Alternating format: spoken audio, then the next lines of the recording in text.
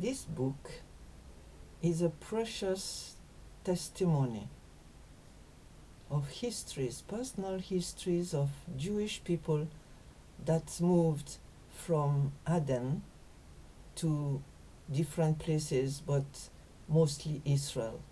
And it's the story of the Aden Jewish Heritage Museum in Tel Aviv.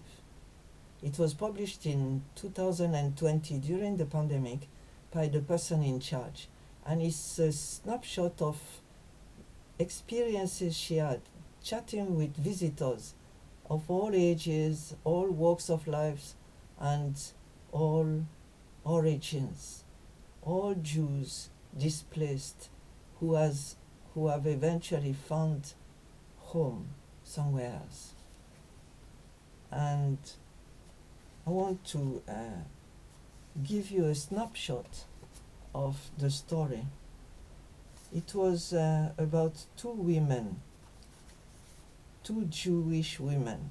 The older woman was born in Yemen, where Jews had second-class status and suffered from discrimination and persecution. When she was still a young child, her parents made the momentous decision to leave Yemen and move to Israel, which in early 1948 was still under the British mandate. So this is her story, and then when she finished her story, the younger woman shared her background. Her parents originated in Eastern Europe. They went through the horrors of the concentration camps and survived. After their liberation, they had no home to return to. They wanted to move to Israel, except they too had their own entry barred. The British would not allow them to immigrate. They sent them to a displaced persons camp in Marseille, in France. Having gained their freedom, the parents were once more trapped behind fences, and they remained there for 3 long years. In 1948, the State of Israel flung open its doors. At long last, her parents boarded a ship bound for Haifa and could restart their lives. In the end, "You and I, we are the same," said the woman whose parents had been in the camp. "We have similar stories of suffering and experiences of being forced to uproot." Yes, the woman from Yemen agreed. It's always the same story. They smiled, but it was not without sadness, each recognizing the other's scars. There in the museum they connected. These two women whose families had come from different sides of the world, but with a shared heritage, now both living in Israel, home. And this lovely book tells about people that are young, older, people that were men, women, children, coming from Aden, from Yemen, from Eastern Europe, from France, from Greece, absolutely everywhere. Some were just passing by, some had been living in Israel. In one case, one of the visitors was someone whose family had always lived in Israel, and they said that they were neither Sephardic or Ashkenazi. They were people from the interior. They were people that lived in Israel forever, since its beginning, and they had not moved out. And so all these people had in common a lot. They described their cooking, their traditions, they talked different languages, but every one of them knew a bit of Hebrew because they were visiting Israel and they tried to communicate in Hebrew. And some of them even found photos from their family on the walls of the museum. It's a lovely, lovely story.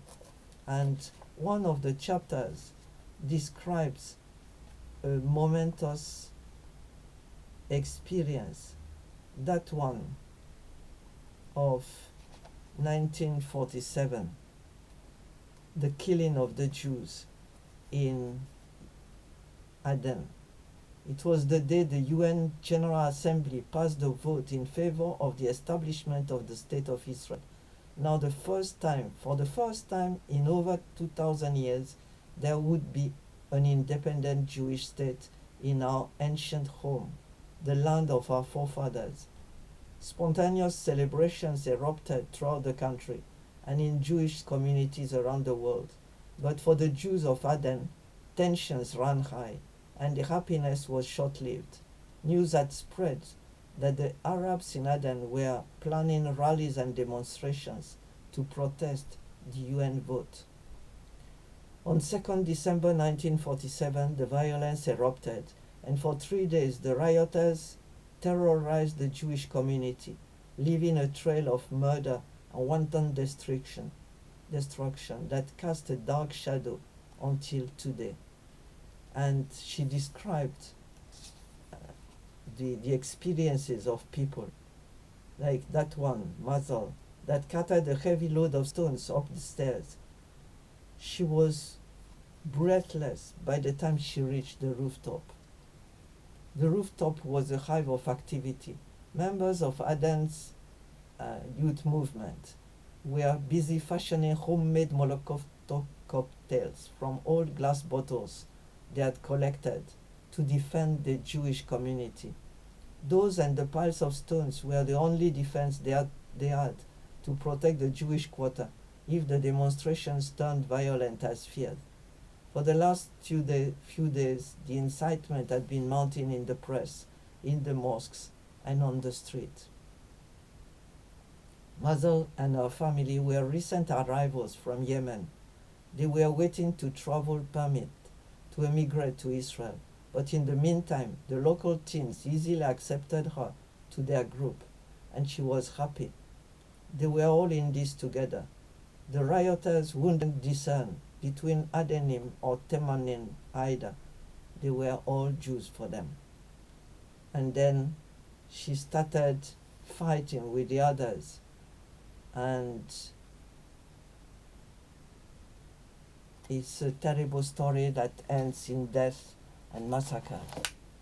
And I recommend that book to you so that you know exactly what happened.